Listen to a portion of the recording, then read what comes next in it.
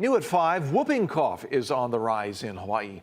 The State Department of Health says 108 cases have been reported so far this year. The state had just 84 cases in all of last year. Health officials say pertussis is a highly contagious bacterial infection and is spread through the air through coughing and sneezing.